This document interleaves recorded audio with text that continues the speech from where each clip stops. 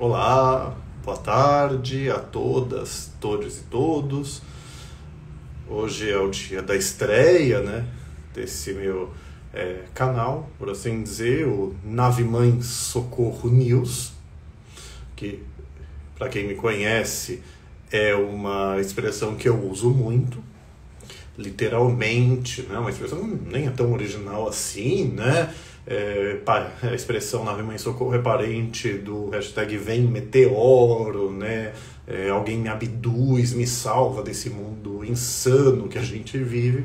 Então é uma brincadeira, uma ironia para a gente amenizar um pouco as coisas absurdas que a gente vê na realidade desse mundo que a gente vive, né?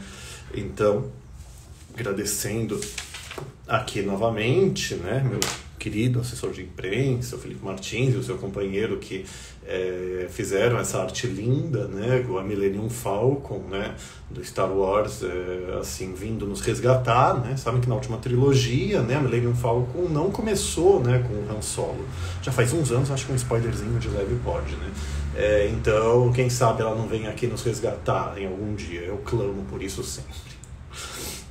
E, na verdade, a ideia é comentar, então, os principais assuntos, né, que geraram alguma polêmica, alguma repercussão relevante na semana, como esse é o primeiro episódio, que nem eu mencionei na postagem, né, vou comentar algumas coisas mais antigas, né, que eu, sinceramente, não tive força para comentar, nem para fazer, sabe, um vídeo, uma live e deixar salvo, né. O ativismo de direitos humanos, ele é maravilhoso, um amigo, Tony Reis, ativista LGBT, fala, né, que é uma missão, né, que eu assumi, né, que eu ajo por missão, faço com muito gosto, mas se você se dedica a isso, ele acaba sendo exaustivo mesmo. Então, aproveitar para comentar algumas coisas. Fiz aqui minhas anotaçõezinhas, né, no computador, singelas 3 páginas, né, mas dá só para tópicos, assim, para eu ir falando com vocês. Então, a ideia é essa, Nave Mãe Socorro News, né, mas não vou ser eu que vou dar uma notícia exclusiva, né, pelo menos 99,99% das vezes. A ideia é fazer uma análise crítica à luz do direito em geral e dos direitos humanos em particular, que afinal de contas, a minha área de atuação, meu lugar de fala, né. Então, obrigado a todas, todos e todos que já entraram, né, que ainda vão entrar, para a gente comentar um pouquinho. Acho que o primeiro assunto que eu queria comentar é aquela, já um pouco mais antigo, né, deve ter mais de um mês que teve essa polêmica, né, a história dos militares poderem supostamente fazer uma intervenção militar constitucional com 1000 aspas e SIC, né, segundo informações colhidas. Sempre que a gente fala SIC é Nave Mãe Socorro, quer dizer, é a outra pessoa que falou, né, briguem com ela e não comigo. Então, com base no artigo 142 da Constituição Federal, que eu acho que é mais um exemplo, né, do que no mundo, na parte dos direitos humanos de minorias e grupos vulneráveis, né, a gente que tem dependido muito do judiciário e no Brasil do Supremo Tribunal Federal em particular para garantir os nossos direitos humanos, né, que condicionam as decisões do Legislativo. O Legislativo não pode desrespeitar direitos humanos assim reconhecidos pela Constituição e por tratados internacionais de direitos humanos. É a teoria mais conservadora, tá? Aquilo que está escrito na Constituição e nos tratados, né, que é basicamente a não discriminação. Se você trata de maneira diferente, sem justo motivo, isso é discriminação. Discriminação negativa que é inconstitucional. Acho que a maneira mais simples de explicar as decisões do Supremo em favor dos direitos LGBTI+, aproveitando, é dizer que não reconheceu a união afetiva como família, o direito à doação de sangue igualitária, a homotransfobia como crime de racismo, sem legislar nem fazer analogia. Quem já viu minhas palestras já viu isso várias vezes. Não discriminação nas Forças Armadas, né? Então, e inconstitucionalidade, proibir debate de gênero nas escolas, o Supremo basicamente disse que não reconhecer esses direitos, que decisão em sentido contrário seria uma discriminação, que é inconstitucional. Mas assim, você tem no mundo uma retórica de fundamentalistas e reacionários em geral de usar os direitos humanos contra os direitos humanos. Então, uma discussão absurda que teve nos Estados Unidos, por exemplo, que a Suprema Corte, felizmente, decidiu que você não pode demitir uma pessoa LGBTI só por ela ser LGBTI. A discussão lá é que a lei proíbe a discriminação por sexo. Então ficou discutindo se sexo abrange orientação sexual e identidade de gênero. Não li a decisão, eu conheço a discussão, né, ainda, mas assim, nave mãe, socorro, né, você poder demitir uma pessoa só por ela ter uma identidade sexual e de gênero, uma identidade social que você não aceita, não concorda. Parentes, acabou de entrar a minha amada cunhadinha diva, Crícia Cruz, psicóloga diva dos direitos humanos. Ela vai entrar aqui no último tópico, que não vai demorar, mas vai ser o que vai tomar, que a gente vai investir mais tempo, que é o tópico da semana mesmo, né? A absurda pressão de fundamentalistas religiosos e reacionários geral para que uma menina de 10 anos, estuprada há anos pelo tio, pressão para que ela não fizesse o aborto. Olha, é inacreditável a gente viver num país em que você tem que discutir isso. É um direito garantido por lei e queriam impedir. Por uma retórica de que, sabe, tem uma discussão profunda de filosofia do direito. Para eles tem um direito natural, né, o direito divino da religião cristã, na forma como eles interpretam, né, porque tem muitos cristãos que são a favor do aborto, né, vide as católicas pelo direito de decidir. Mas assim, a lei divina prevaleceria sobre a lei humana. Olha o totalitarismo, não interessa o que diz a lei, interessa o que diz a Bíblia, na interpretação deles e delas, né, para esse povo.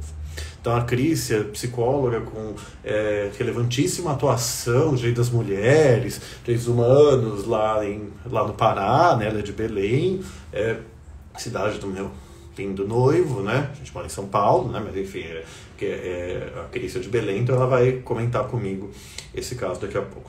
Mas assim, eu tenho que tomar cuidado para não me perder nos parênteses, tá? Quem me conhece sabe que eu vou desenvolvendo. Então a gente começou falando o primeiro tema, já mais antigo, os militares e o artigo 142 da Constituição, que teve quem tivesse a coragem, acho que precisa ser corajoso, né, para defender uma coisa dessa, de dizer que a Constituição permitiria, né, que os militares fizessem, seja uma, aspas, intervenção militar constitucional, fecha aspas, e que pudessem, enfim, teve nos últimos tempos quem dissesse que o Supremo Tribunal Federal decidindo de um jeito, o Exército, as Forças Armadas poderiam intervir para, sei lá, né, falar, cala a boca Supremo, né, então vamos fazer de outro jeito. É o jeito mais educado que eu consigo falar dessa coisa. Sabe, com todo o respeito. E é um jurista famoso que defendeu isso. O professor Ives Gandra Martins, que é muito conhecido no direito tributário, né? Mas, enfim. O professor Ives Gandra, com todas as vênias, com todo o respeito, ele sempre que procuram ele, estão procurando o argumento reacionário, o argumento conservador, na melhor das hipóteses. Então, eu queria saber aonde do artigo 142 da Constituição se permite isso.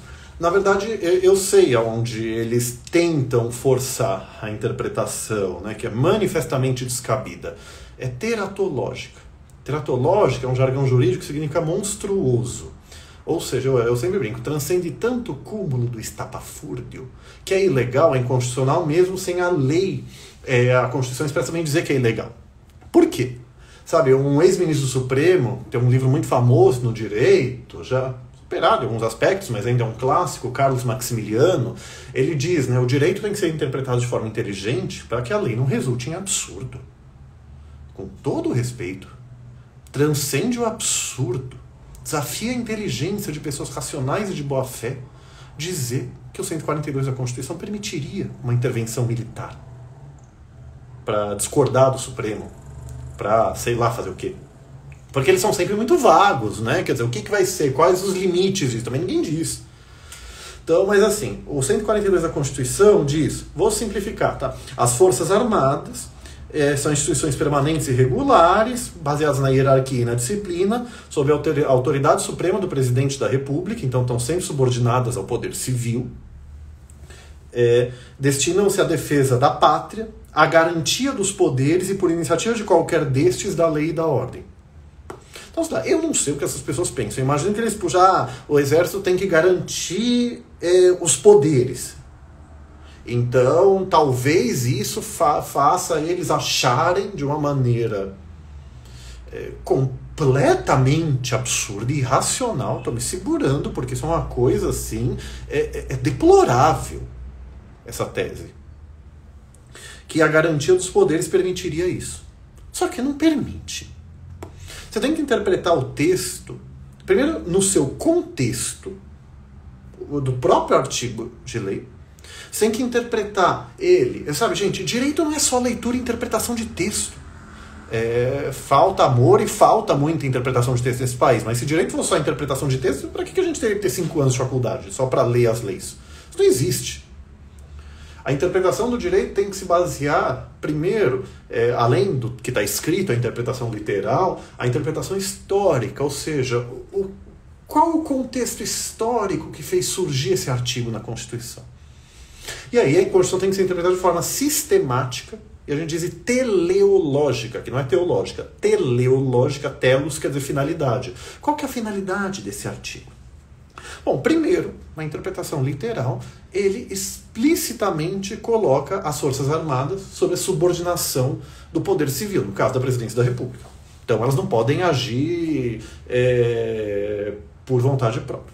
Mas aí já teve, né, a tese genial com J, né, gênio com J.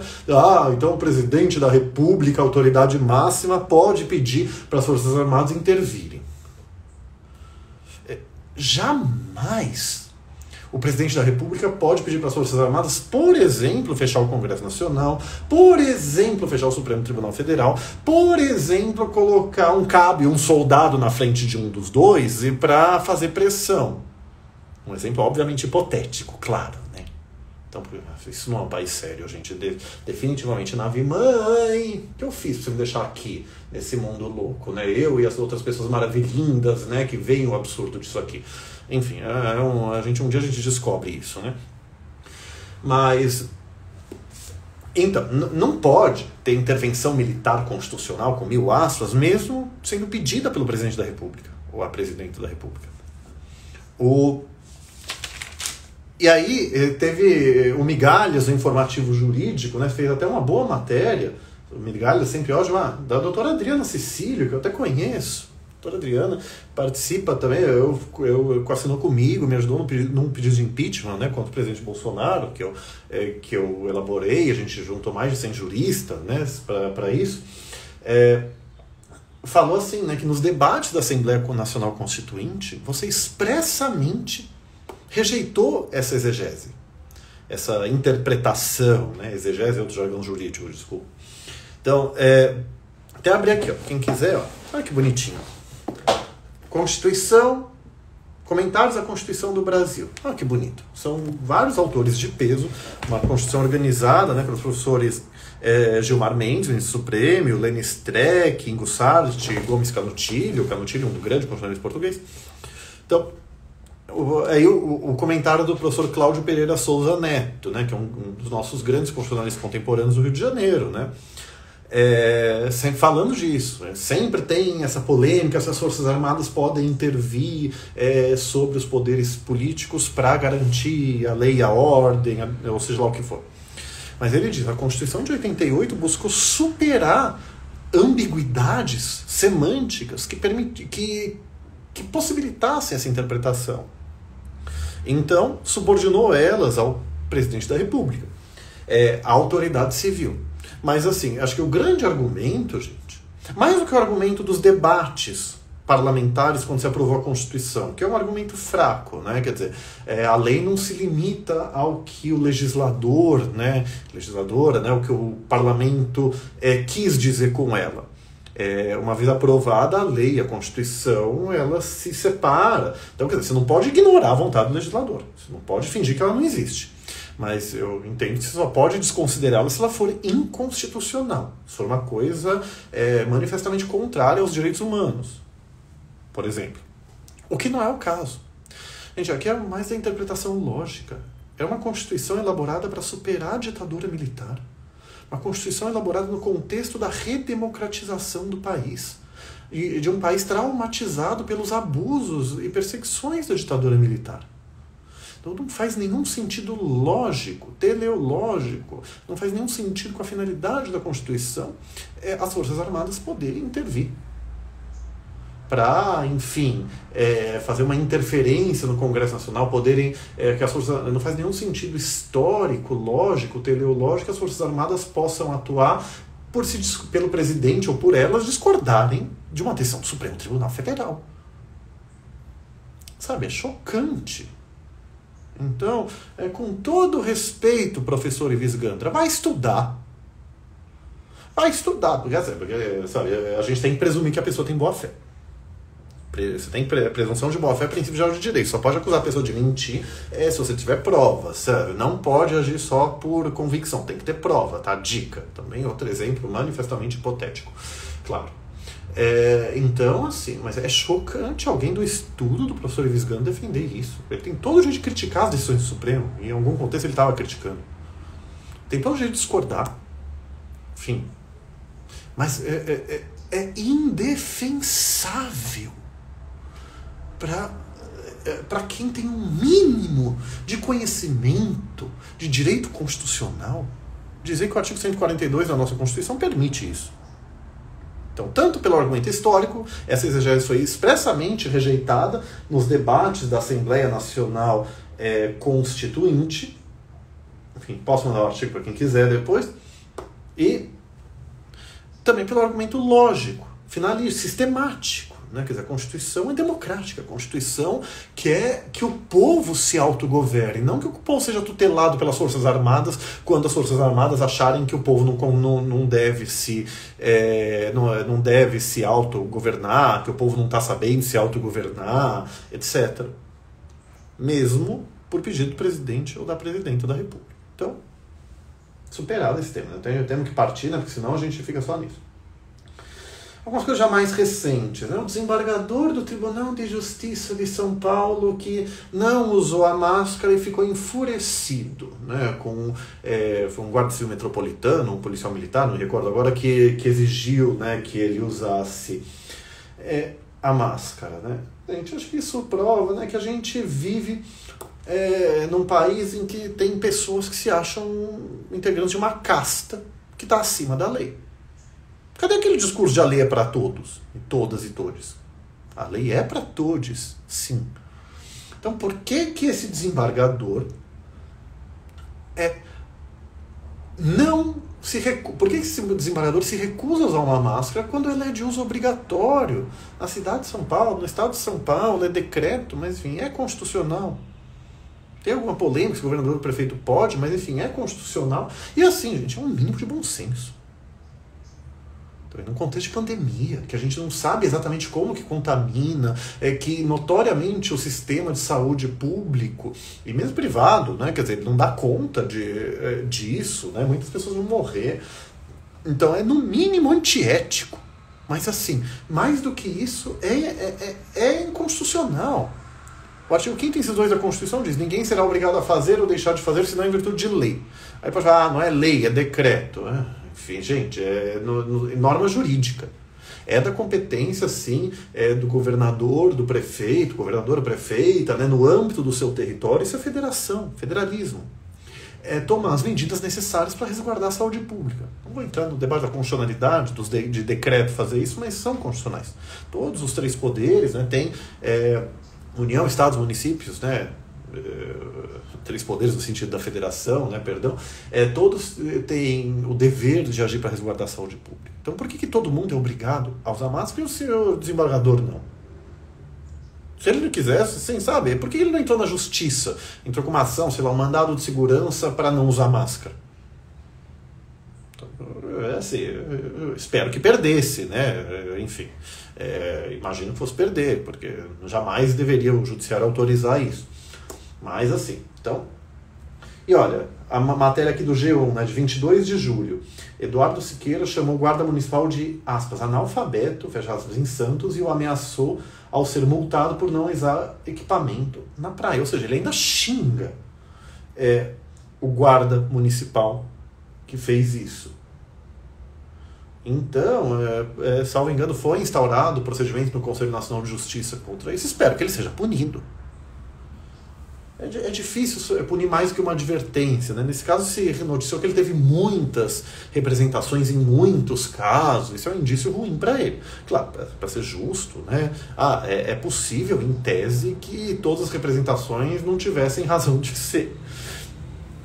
Mas você tem muito a chaga, né, do corporativismo, né? Sabe quem disse isso? O ministro Gilmar Ferreira Mendes, quando o Supremo decidiu, uma década atrás, mais ou menos, né, que o Conselho Nacional de Justiça podia instaurar procedimento disciplinar, né, para punir, no caso do desembargador, mesmo sem procedimento no Tribunal de Justiça de São Paulo, no caso.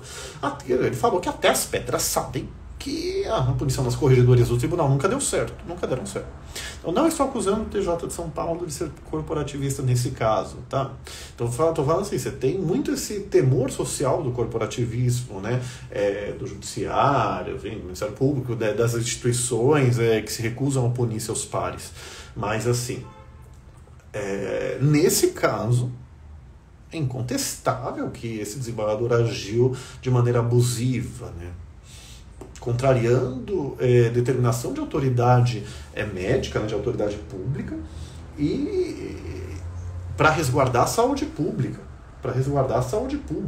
E ainda por cima, com arrogância e desrespeito, sabe? Ofendendo. Isso para mim é crime de injúria e dano moral cível, né, que esse desembargador cometeu. E vamos lembrar aqui, estou abrindo aqui uma ação penal que eu coescrevi no Supremo contra o Presidente da República. O artigo 132 do Código Penal diz que é crime expor a vida ou a saúde de outra pessoa a perigo direto e iminente. E ainda é crime infringir determinação do poder público destinada a impedir a propagação de doença contagiosa. Então, na minha opinião, pelo menos, né, vamos ver o que o júri decide nessas coisas, isso configura até crime. Você sai daí não usando máscara, né? Você está infringindo a determinação do poder público destinada a impedir a disseminação de uma doença. Então, tem que ser trabalhado isso na sociedade. Então, a lei realmente é para todos, tem que ser para todos. Então, espero que o CNJ puna esse desembargador. Que seja com uma advertência. Para mim, podia ser até a suspensão. Poderia ser algo mais incisivo, né? Tem que ver a jurisprudência do CNJ, como que é nessa seara. Aí, os casos realmente mais recentes, né, se teve um caso grave, né, de racismo contra entregador de comida, né, num condomínio aqui em São Paulo. Estou abrindo aqui a notícia, né, assim, né, o usuário é expulso do iFood, né, após atitude racista contra o empregador. Então, a empresa excluiu ele da plataforma. Sim, teve ofensas racistas muito graves aqui, ó. Olha o que diz a matéria do G1. Homem ofendeu o profissional e disse que ele tinha, aspas, inveja disso aqui, fecha aspas, apontando a própria pele. Em nota, a empresa afirmou que irá oferecer apoio jurídico e psicológico ao entregador, né, que parece estar bem assistido, que bom, né? Gente, pelo amor de Deus, você apontar, principalmente esfregar a própria pele, é uma atitude histórica de racismo contra negros. É muito racista isso. Então, essa conduta só mostra, né, o quão arraigado é o racismo estrutural no país. Esse é um caso de racismo direto, né? Mas assim, estrutural, a discriminação, a opressão estrutural é aquela que está tão arraigada na sociedade, estrutura a sociedade de tal forma que a pessoa discrimina sem pensar, sem até perceber que está discriminando. Então, quer dizer, a gente é educado numa sociedade estruturalmente racista, né, contra negros. Eu falo contra negros que o Supremo reconheceu a homotransfobia como racismo, em processo que eu ouvi, eu acredito que a homotransfobia seja racismo. Então, me perdoem, eu falo em racismo negrofóbico, racismo homotransfóbico e assim por diante. Mas, então... Mas, assim, a gente é educado numa sociedade que é racista. Quer dizer, o negro e a negra são relegados a papéis sociais, subordinados, inferiores. É difícil você ver um homem negro, uma mulher negra num papel de destaque, até em novelas, né? O movimento negro fala há muito tempo, né? E aí, quando tem, é o problema do único negro, única negra. Você tem um negro, uma negra, num papel de protagonismo, mas no meio, num mar branco. né? Quer dizer, é a mesma coisa na homotransfobia com a população LGBTI, também relegada a papéis sociais e profissionais secundários, né? Em outras questões. Mas assim, então, a gente é educado numa sociedade que é estruturalmente racista. E quando a própria educação não é diretamente racista, né? Não estou acusando o pai desse rapaz de ter feito uma educação racista, a gente não tem como saber. Mas assim, e aliás, o pai desse rapaz parece que levou na delegacia um atestado médico que comprovaria que ele teria alguma deficiência mental, né? Para dizer que ele não teria capacidade de compreender os seus atos, né, que no direito penal a gente chama de inimputabilidade. Imputável é aquele que pode ter a si imputada, né, atribuído uma responsabilidade porque tinha consciência da sua ilicitude. O inimputável, então, não sei qual que é a estratégia. Eu sei que na jurisprudência penal tem alguma coisa, você tem que ver, né, se apesar de alguma doença mental, se naquele contexto ele não tinha realmente conhecimento. Isso é uma coisa a ser investigada no devido processo legal. Mas assim, advogado, né? Vamos fazer assim, por amor ao debate, a gente fala, coisa bonita, né? Assim, ainda que ele tenha uma deficiência mental, se ele tiver uma deficiência mental que o impeça de compreender a ilicitude do seu caso, então, quer dizer, ninguém nasce racista, ninguém nasce com preconceito nenhum.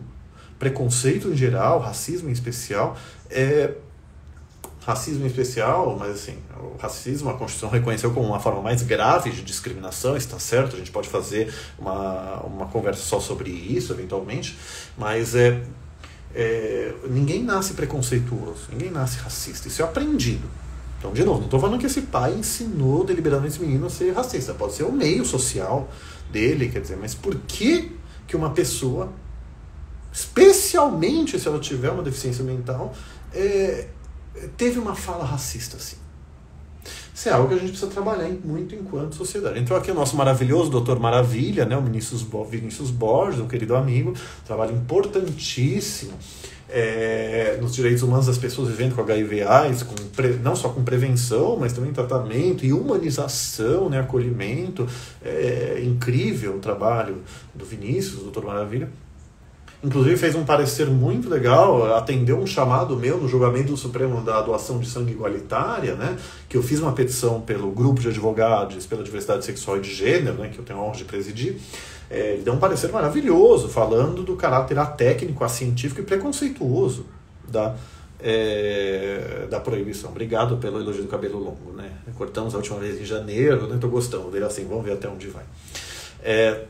Aí o Vinícius aqui perguntou, né, aproveitando, porque as pessoas hoje em dia só querem processar e não querem acordos, fora de crimes hediondos. Claro, quando é possível o acordo, entendi. Amado, olha, você tem até nas leis, né, você tem toda uma ideologia de conciliação. O Código de Processo Civil, por exemplo, você tem pela lei é obrigatório o judiciário tentar a conciliação entre as partes. O judiciário finge que não sabe lei e fala e não marca audiência muitas vezes. É uma catástrofe como se ignora a lei quando ela não convém nesse país, né?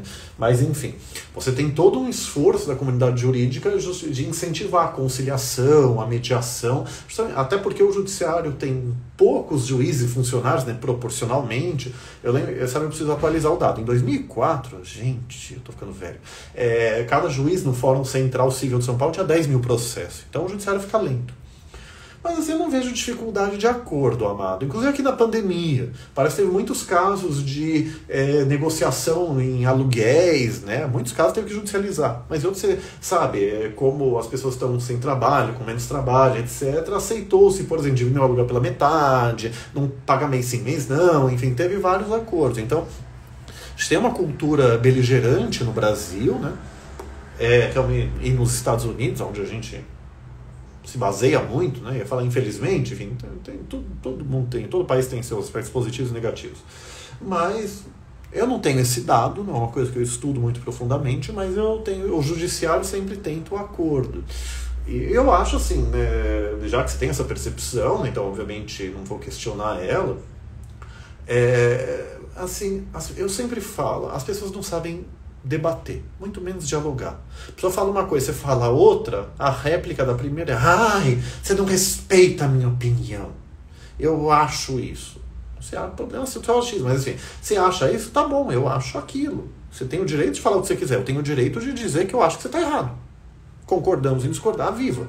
Isso debate, cada um defendendo sua posição para ver quem ganha, né, na opinião de terceiros. E o diálogo. As duas partes, né, duas ou mais pessoas conversando para tentar chegar num ponto comum, seja no meio termo, concessões recíprocas, etc. Aí menos ainda. E eu gosto de pensar que os debates devem ser dialógicos, né? Cada um tem uma posição, mas vamos tentar chegar no meio, né? Vamos chegar em algo que agrade aos dois lados quando possível. Tem casos que não tem o que questionar.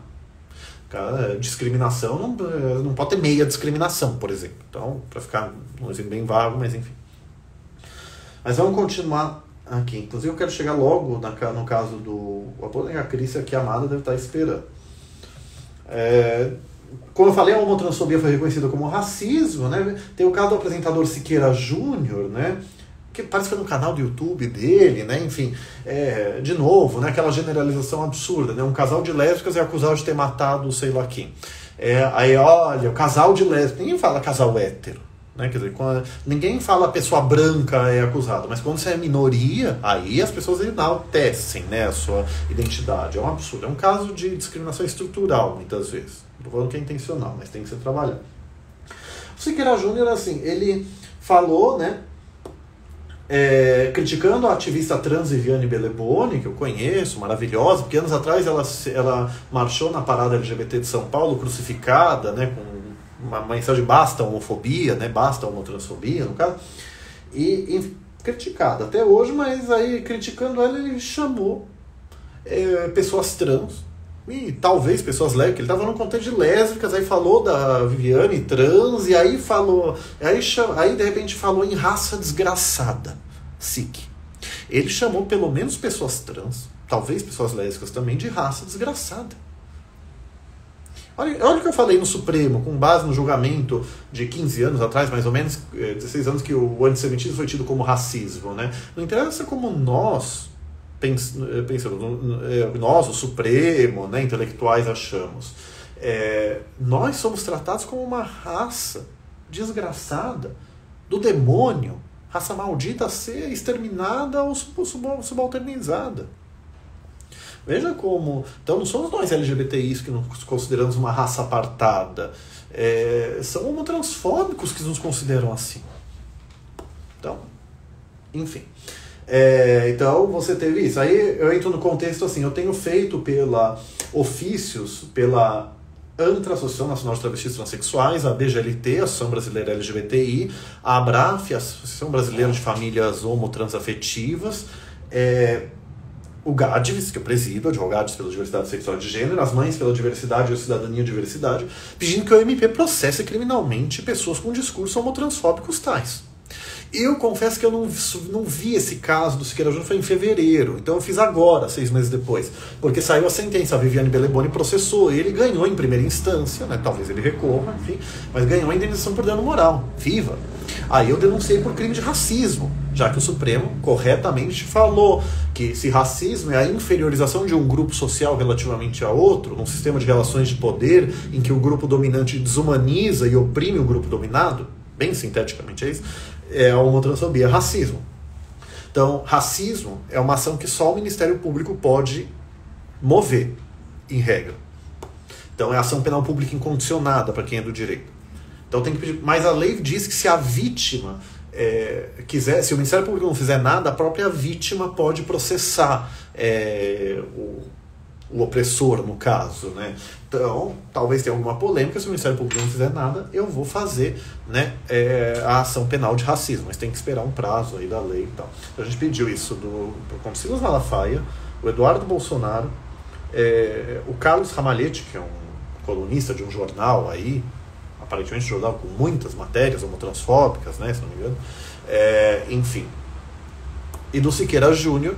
Os 3 primeiros, no caso, por falas transfóbicas contra o Tammy Gretchen, mas e contra homens trans em geral, né? Quer dizer, essa transfobia absurda de falar que um homem trans não pode ser Dia dos Pais. não pode ser um representante dos pais. Isso é negar a identidade de gênero do homem trans, é negar a sua masculinidade. O Supremo e a Corte Interamericana já decidiram, em 2018 e 2017, respectivamente, que identidade de gênero é algo que depende só da autopercepção da pessoa, orientação sexual também, obviamente. Então, quer dizer, a pessoa trans declarou que a trans tem que ser respeitada como tal. Você discorda, problema seu. Ninguém perguntou sua opinião. Então, você não tem de deslegitimar a identidade de ninguém. Um homem trans ser um dos representantes da campanha do Dia dos Pais, em um ano ainda, quer dizer, isso não prejudica a cisgeneridade, a identidade do homem cis. Ou heterossexualidade e cisgeneridade frágeis, hein? Nossa, nave mãe socorro, né? Então, assim, vamos continuar pedindo para o Ministério Público processar os homotransfóbicos, sim. Vou ter que pular algumas coisas, vou deixar aqui, né? Quer dizer, simplesmente ridículo o presidente Bolsonaro dizer que o Brasil é quem melhor combateu o Covid-19, risos tragicômicos de desespero, nave mãe socorro, e a gente comenta isso outro dia. Aliás, Rodrigo Maia, meu querido presidente da Câmara, que tem sido um importante defensor das instituições democráticas, mas com todo respeito, vai estudar antes de dizer que não tem causa jurídica para o impeachment do Bolsonaro. Tem muita causa jurídica. Eu respeitaria, Maia, você dizer que você acha, eu discordo, mas que você acha que não teria contexto político para o impeachment.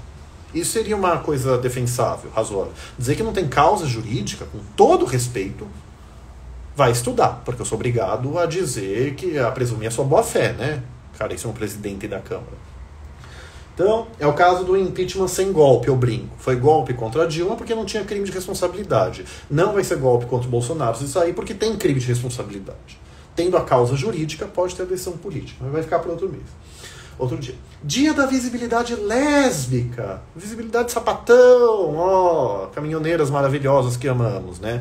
Não usem esses termos sem ter intimidade com a pessoa, tá? Por favor. Igual viado, bicha. São termos que muitas pessoas podem se sentir ofendidas. Mas dia da visibilidade lésbica. Mês da visibilidade lésbica. Você teve, né? Eu até compartilhei no meu Instagram, né, Facebook, o caso do Ferros Bar, né, uma revolta de mulheres lésbicas contra o estabelecimento que queria discriminá-las. Então, é conhecido, como Stonewall brasileiro. Lembra-se do tumulto de Stonewall, o marco do movimento LGBTI mundial, né, nos Estados Unidos, em 69. É um equivalente, em menor proporção que seja. Então, poder sapatão, viva. Vamos combater a invisibilidade lésbica. E bissexual também, principalmente da mulher bissexual. Mas vamos falar da mulher. Vamos lembrar que mulheres trans são mulheres, então uma mulher transexual que se relaciona com outra mulher, cis ou trans, é uma mulher trans lésbica ou bissexual, conforme o caso. Você tem muitos temas para trabalhar na visibilidade lésbica, por exemplo, o nefasto estupro corretivo, com 1000 aspas, o homem heterossexual que estupra a mulher lésbica para ela, aspas, ver o que ela está perdendo, fecha aspas. É um crime horrendo que tem que ser punido, né, com rigor. Negação da liberdade sexual delas. A Corte Interamericana, em 2012, puniu o Chile, porque a Suprema Corte do Chile tirou a guarda de uma mulher, uma juíza, porque ela tinha um casamento heteroafetivo, separou e passou a ter uma relação homoafetiva com outra mulher.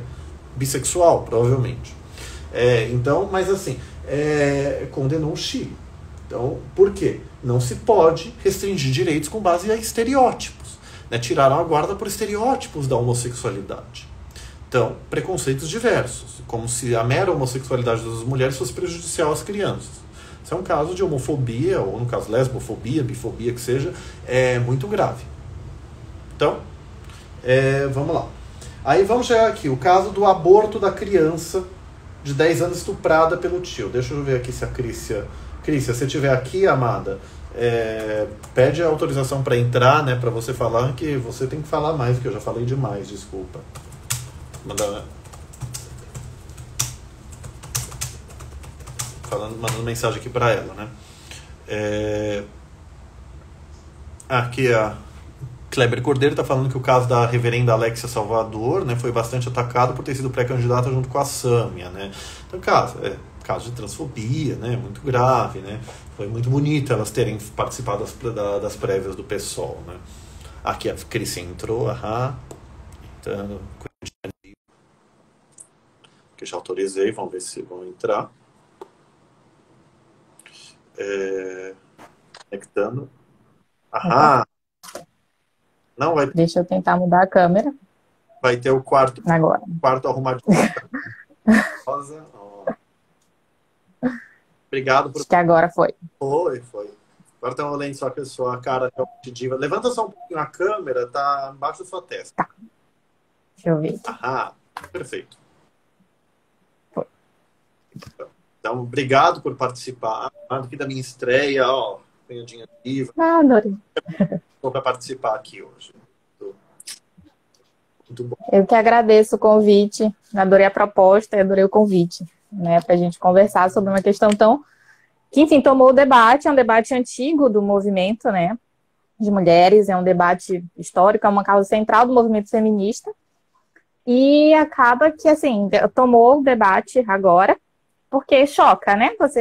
Uma questão que é garantida, uma criança de 10 anos, né? E toda essa reverberação que teve, né? Por ser negado, por gente intervir querendo que ela tivesse o bebê e tudo mais. Então, assim, e é um problema que, no caso, eu pesquisei em um serviço de atendimento a mulheres que sofreram violência sexual, né? E é o único programa de aborto legal do Estado. E a gente vai vendo como é difícil essa questão do aborto. Então, eu lembro que no começo da minha pesquisa, eu queria pesquisar sobre violência sexual. E aí a proposta era sobre o serviço de atendimento à mulher que sofreu violência. Então, você tem a profilaxia pós-violência sexual e tem a questão do aborto. Mas o trabalho virou totalmente em torno da questão do aborto. Porque isso sempre chama mais atenção. Porque parece que o povo se indigna mais com o aborto do que com o estupro, né? Mesmo que se trate de uma criança. E aí, às vezes, você vai usar subterfúgios absurdos, né? De ter que... Você vai dialogar com... Não, a criança não quer falar quem foi. Uma criança. Não quer falar quem foi, então eu não posso fazer o nexo causal, então eu não posso, né, fazer o procedimento. Aí você volta, eu não sou advogada, sou psicóloga. Vamos lá, né, gente, para o básico da lei... Desde 1940 não é crime no país, e vamos lembrar que sexo, entre aspas, porque não é sexo, é estupro, com um menor de 14 anos é crime. E acabou, não precisa saber se não foi consentido, se presume que não foi consentido, né? E aí esse debate agora com a... Isso, até porque não tem o que discutir, o Código Penal é explícito, não lembro o artigo, quer dizer, é estupro com menor de 14 anos. Menor de 14 com maior de 14 é estupro, ponto, não se discute isso. É presunção legal que é absoluta. As pessoas tentam falar, tentam relativizar, mas já tinha experiência no sexo. E as decisões as mais horrendas, isso que eu conheço pouco dessa discussão. Mas em Brasília, o Superior Tribunal de Justiça é pacífico, a presunção é absoluta, não se discute. Sim. Não, eu lembro que quando eu estava na fundamentação teórica da minha dissertação, eu fui procurar alguns estudos do direito. Nossa! Não. Aí ela analisava, eu peguei uma tese que ela analisava os processos, assim, né? E era uma abordagem bem bacana, assim, né? E tal, usava Foucault e tal. Era uma abordagem muito interessante, mas, assim, era horrendo os casos. Horrendo. Então... a menina, o cara foi preso estuprando a filha, né, de 14 anos, mas aí depois o que ele vai ser absolvido porque ela quis. Sabe? É surreal, né? E aí a gente foi vendo essas coisas que acontecem no cotidiano da assistência, que acontecem no cotidiano da vida das mulheres e das meninas, né, que parece que agora a galera soube. Não sei se fazer vista grossa para não saber, né? Porque, assim, os serviços, e aí eu não estou falando mal dos profissionais, é uma questão de que, assim, os serviços e a formação que a gente tem é pautada nessa sociedade machista, misógina, né? Que supostamente é contra o estupro, mas é contra o estupro hipotético. Então, não, se o cara estuprar ali porque ele é um monstro, né? A gente vive uma sociedade, uma cultura do estupro, que favorece a violência, que constrói a violência. Sim. Então, quando eu parto para um caso concreto, eu começo a julgar. Se a menina ou a mulher não tem o estereótipo perfeito da vítima, ou o cara não tem o estereótipo perfeito do estuprador, então não, vamos investigar o passado da pessoa até... Então, quem não lembra daquela situação da menina do estupro coletivo, né? 30 homens filmados. Mas ela já teve filho quando ela tinha 13 anos. Sabe? Não tem Não tem. Então, a gente vai ver que todo esse problema social, ele ultrapassa os serviços. Aham. Né? Ele chega nos serviços e está nas nossas formações. Sim. Na nossa formação, como médico, como assistente social, como psicólogo, como profissionais de saúde, como profissionais do direito, eu suponho também, como em tantas formações. E a gente vai lá depois para o campo e vai continuar reproduzindo essas violências. E como na nossa Constituição, como sujeitos, né? Nós estamos em uma sociedade machista, racista, misógina. Então, e isso a gente vai vendo sendo operado no cotidiano. E a gente reviolenta as pessoas. Então, você imagina uma menina de 10 anos que já estava sendo violentada há anos e que passa por toda essa nova violência. O nível do absurdo. Né? E no caso dessa questão, tem eles usaram no primeiro hospital, né, uma justificativa de que tinha passado do tempo, né? Eu acho que aí cabe uma explicação do que é usado. Porque a gente não tem lei específica, né, para isso. Então, o que a gente tem é a não criminalização em caso de estupro, e em caso de risco de morte para a mulher, né, desde 1940, e desde 2012 a questão do feto com anencefalia.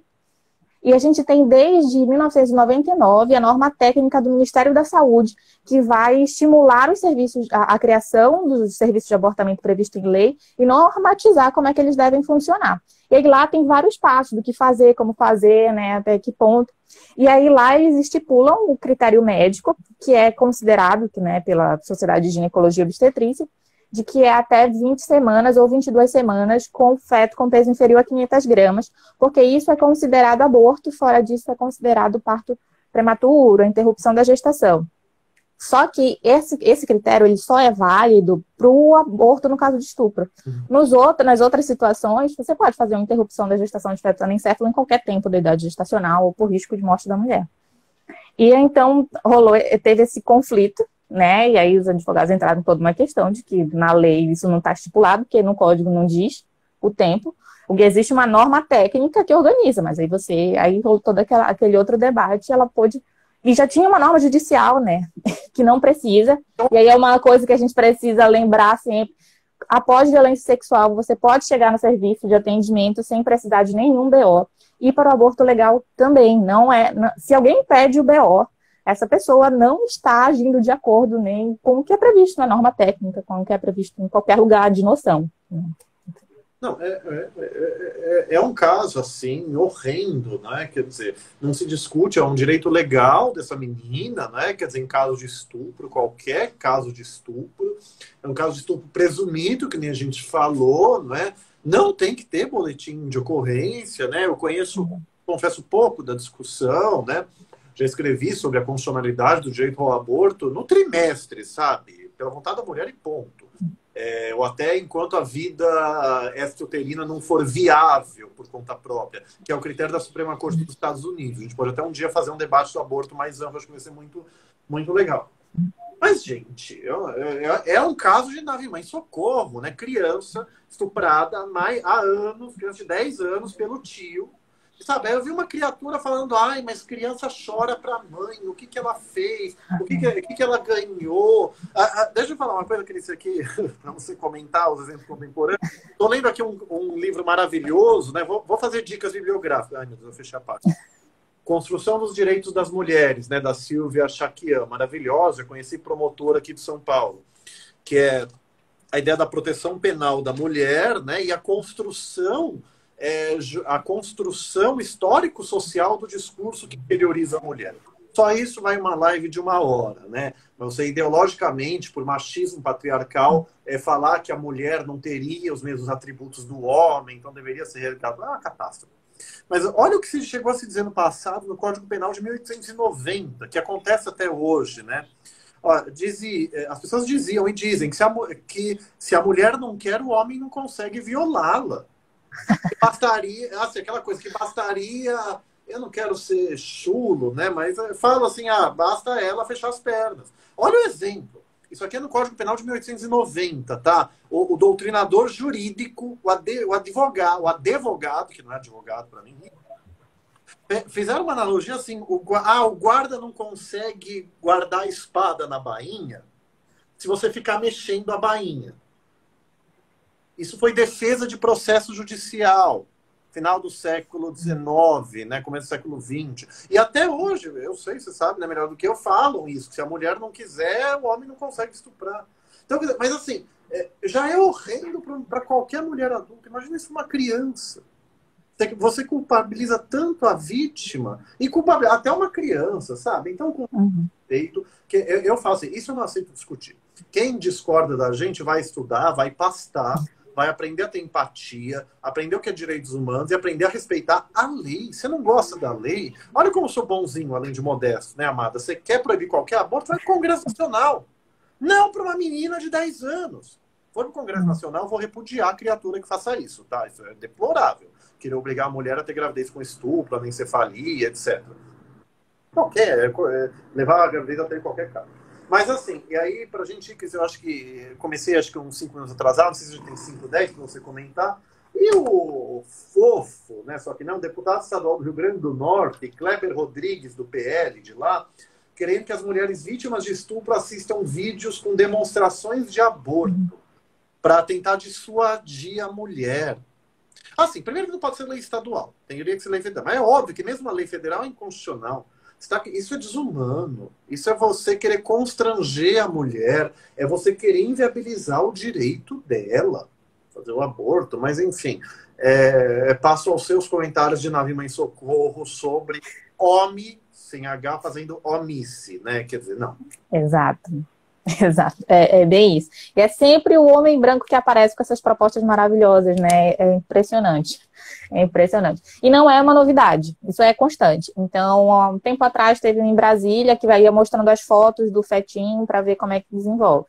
Assim, é absurdo. E fora todas as tentativas de colocar que a vida começa na concepção para tirar todos os tipos de aborto, inclusive no caso de estupro, né? Enfim, então são essas barbaridades. Gente, como é que funciona o serviço? Primeiro porque as pessoas acham, né, que então a gente obriga a todo mundo a abortar, né? Assim, né? A pessoa chega no serviço, ela é atendida, se apresentam as possibilidades. A pessoa geralmente já chega com o desejo de fazer, você apresenta as possibilidades, faz a avaliação, faz o acolhimento no caso da psicologia, a gente faz o atendimento, né? Tem toda uma questão ali envolvida. E aí, a partir da decisão da pessoa, né, se parte para as avaliações e todo o procedimento técnico para que isso possa ser feito, pela avaliação médica, para identificar qual o melhor método possível e tudo mais. Não, mas aí é porque agora é só eu chegar no serviço e dizer que eu quero abortar. É muito fácil, né? É muito fácil você chegar em qualquer lugar e dizer, gente, eu fui estuprada, né? Assim, é inconcebível. Você não chega no lugar e diz, gente, eu fui estuprada e estava afim de um aborto, né? Não funciona assim, acaba, não deveria ser assim, mas acaba-se com muita revitimização quando você procura os serviços, tanto jurídicos quanto ainda mesmo os da saúde. Então, assim, essa é mais uma forma de institucionalizar a violência. Então, eu não quero que as pessoas tenham o mínimo de direito. Você já teve o seu corpo violado, você já passou por um crime. A gente volta, quando a gente discute aborto em caso de estupro, é muito louco, porque, assim, as pessoas voltam sempre para a questão somente do aborto. A pessoa já foi estuprada. Já houve um crime ali, já houve uma questão ali, ela já teve seu direito violado básico do corpo, né? E a gente volta sempre para uma culpabilização dessa mulher, mas por que ela quer abortar? Mas será que ela não quis? É um eterno ela quis. Sim. Quem quer transa, gente, qualquer coisa depois do não é violência. E se você não tem condições de dizer não, é violência. E uma menina de 10 anos não tem condições de dizer não. De 6, de 7, de 8, de 9, de 10. Né, de qualquer criança, né? Enfim, mas no caso da Nina, que foi abusada desde muito nova. Então, assim, é mais uma forma de você tentar violentar. Então, eu chego uma mulher super insegura, que sofreu uma violência, e geralmente, se ela tá grávida, ela não denunciou logo no começo, então há toda uma insegurança ali, né? E ela já chega muito vulnerabilizada. Então, eu pego uma pessoa em uma situação de absoluta vulnerabilidade, fico dizendo, olha, você vai matar uma criancinha, você vai matar uma criancinha, você vai matar uma criancinha. Para tentar dissuadi-la, e aí depois eu digo, não, mas foi ela que não quis. Me permite, você falou essa comparação, que sempre voltam para o aborto, sabe? Não tem muito a ver, mas tem, né? Você tem no Senado desde 2012 um projeto de lei para fazer um novo Código Penal, que na redação original queria ampliar as hipóteses de aborto, né? Aí teve audiências no país inteiro. Aqui em São Paulo era dos crimes contra a vida. Eu fui lá para falar da homofobia e da transfobia, né? Aí eu falei, putz, vai ter fundamentalista lá. Gente, eles ignoraram a homofobia, a transfobia. Ninguém questionou a aceitação da minha proposta. Focaram no aborto levando fetinho. Levando fetinho. Às vezes levam fetinho sangrando, sabe? Sim, não, a cena é horrível. Os videozinhos assim, olha o que acontece. Não sei o que. Primeiro, que são vídeos que já mostram tudo errado do procedimento. O procedimento não é aquele, né? Mas aí fazem um apelo emocional absoluto para você tentar dissuadir a pessoa. E a gente está falando de violência, sabe? E aí você está reviolentando uma pessoa em uma situação de vulnerabilidade. Já é violento você pensar nisso, você ver esse videozinho ou essa coisa em qualquer contexto. Agora, uma mulher que está se sentindo... E que, vamos lembrar, todas nós somos subjetivadas também nessa sociedade hipócrita, no qual o aborto é crime, né? Então você já vai, muitas vezes, a mulher chega também nessa coisa, ai, o que eu tô fazendo? Mas eu não tenho condições de gerar um fruto de estupro. E eu vou lá, nesse momento de vulnerabilidade, mostrar, olha o fetinho. Sendo que ideia de vida é essa, quando você tá chamando de assassino uma criança de 10 anos, sabe?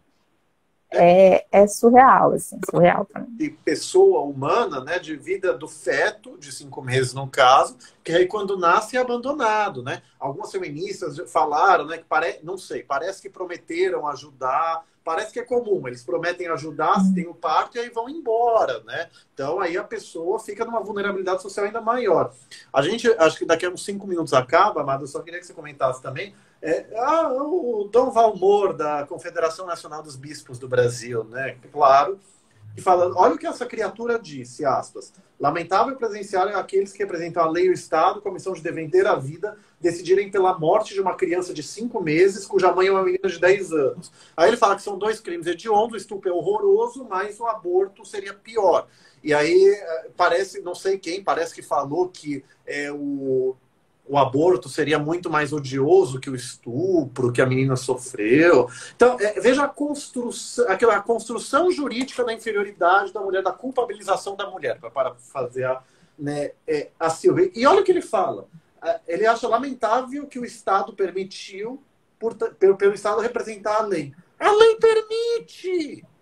Ou seja, eles não estão nem aí para a lei. E aí você tem um debate, acho que eu falei no começo, não sei se você estava, né? É um debate até de filosofia do direito, falar a lei natural, a lei de Deus é o que vale, não a lei dos homens, né? A lei humana, né? Perdão, né? Sem machismo linguístico.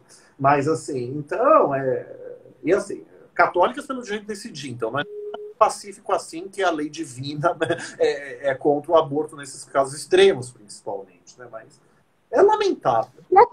É aquela máxima, né? Eu sou contra o aborto, mas eu não faço. Exato. Né? Eu não posso simplesmente achar que o mundo tem que funcionar de acordo com a minha crença. E eu quero isso no papel, eu quero isso na lei, porque não importa se você não acredita. Eu, ser maior, vim com a palavra de Deus e vim trazer a luz para você. E você vai ter que acreditar no que eu acredito. E paciência. Isso é intolerância. E paciência. Delas, né? Quer dizer, que querem impor que você siga a crença deles. Amada, a gente tem 1 minuto e 54 para encerrar aqui, né? A opressão da live, né? White People Problem. Sim. Mas, assim, acho que para finalizar, para falar aqui, para a gente falar o dia do aborto, eu gosto de uma máxima do movimento feminista, né? Muito, se o homem engravidasse e claro, tivesse a posição de hegemonia social, porque, enfim, o aborto seria direito humano e quase dogma da Igreja Católica, né? A sua Então tem que combater isso. Aquela questão de que a criminalização do aborto prejudica a mulher pobre, que é geralmente negra, porque a mulher rica, geralmente branca, vai fazer em clínica clandestina segura. Então, isso está discutido no Supremo, né? Quer dizer, então, é algo, enfim, é deplorável a gente ter que discutir ainda o direito de uma menina de 10 anos estuprada tanto tempo fazer um aborto legal. E veja que a família que sabe, a família, o representante legal tem que ir junto pelo Código Penal. Então, quer dizer, o contexto daquela criança é incompatível com uma gravidez. Fora que gravidez de criança é gravidez de risco em si. O risco de morte dessa criança. Mas é isso. Então, só para te dar os 30 segundos finais, né? Mas, então, Socorro News, né? Vocês viram gritando, nave mãe, o que eu fiz? Me salva a gente, por favor.